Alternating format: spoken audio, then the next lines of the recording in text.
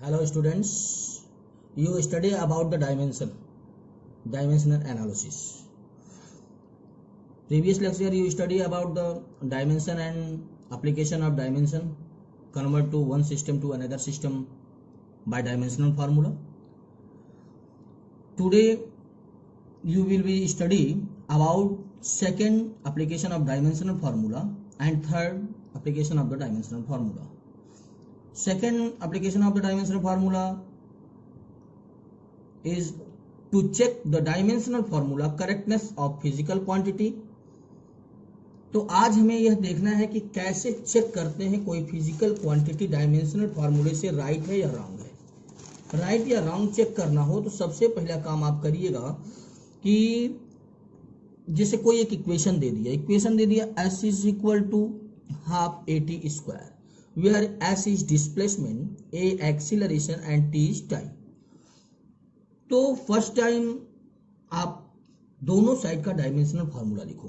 s का dimensional formula l, इसका होगा एक्सीलरेशन का lt-2 और टाइम का होता है t, लेकिन स्क्वायर है तो t स्क्वायर, तो हो जाएगा lt-2 और t पावर 2।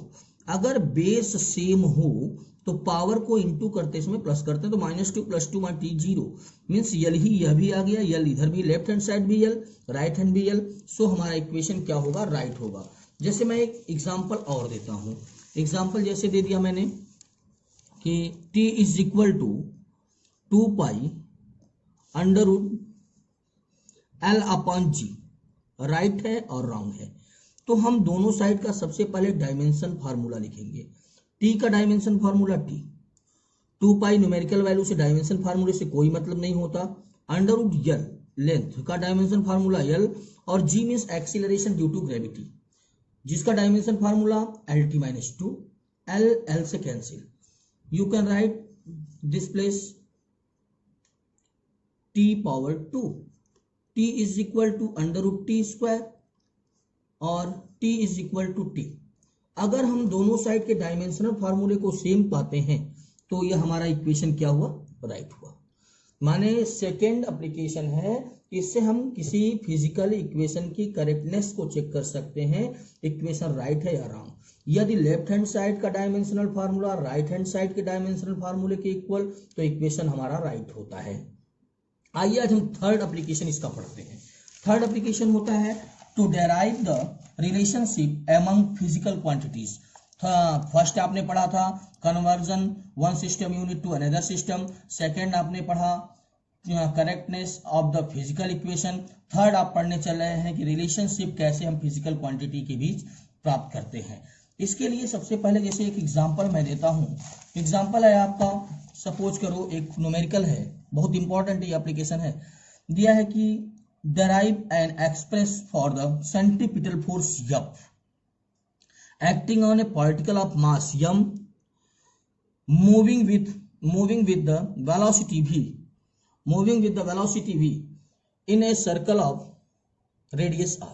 मैंने कहा कि एक फोर्स है F, सेंट्रीपिटल फोर्स, जो डिपेंड करता है किस पर, पार्टिकल के मास पर, तो मास पावर ए, वेलोसिटी पर, वेलोसिटी पावर बी, और रेडियस पर, सर्कल के रेडियस पर, तो आर पावर सी। सबसे पहला काम आप करिए, प्रोपोर्शनल हटा दीजिए।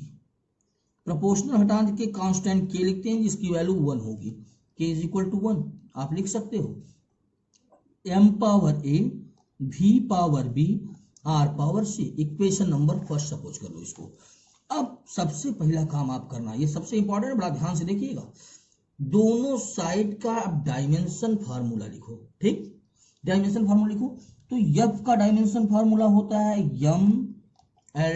mt-2 इज इक्वल टू के कांस्टेंट, वैल्यू 1 हो गई है, न्यूमेरिकल वैल्यूज कोई मतलब नहीं।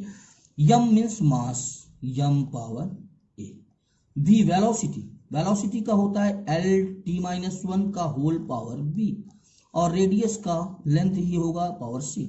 लिख सकते हो m power a, l power b, t power -b, l power c। जिसके बेस सेम है उसके पावर को मल्टीप्लाई करते समय प्लस करते हैं, तो l power b plus c into t power -b। m power 1 l power 1 t power -2 same base वाले का कंपेयर करिए। जैसे यहाँ m पावर a, यहाँ m power 1, a is equal to 1, यहाँ l power b plus c है और इधर l पावर 1 है तो b plus c equal to 1, और minus b is equal to t power minus b और यहाँ -2 तो b इज इक्वल टू 2। अगर b की वैल्यू आपको मिल गई, a की मिल गई, तो c की यहाँ पुट करके निकाल सकते हैं। b की जगह 2 plus c is equal to 1, so c is equal to -1। इस वैल्यू को पुटिंग द वैल्यू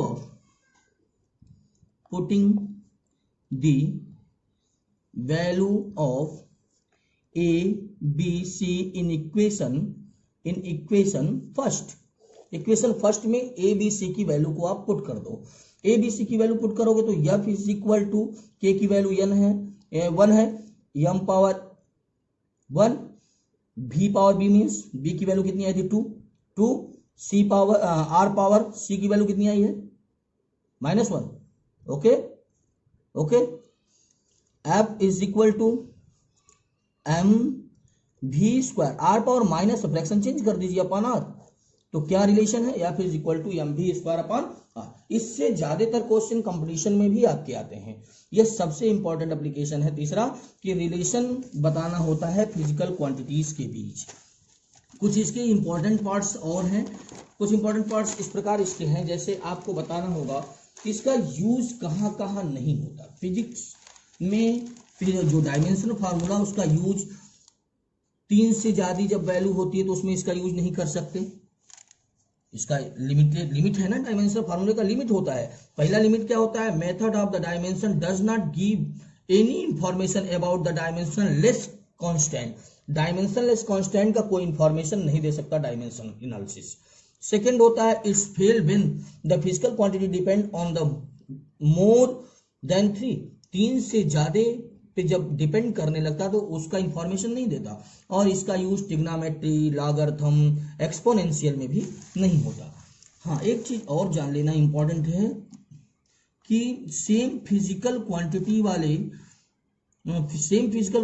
की ही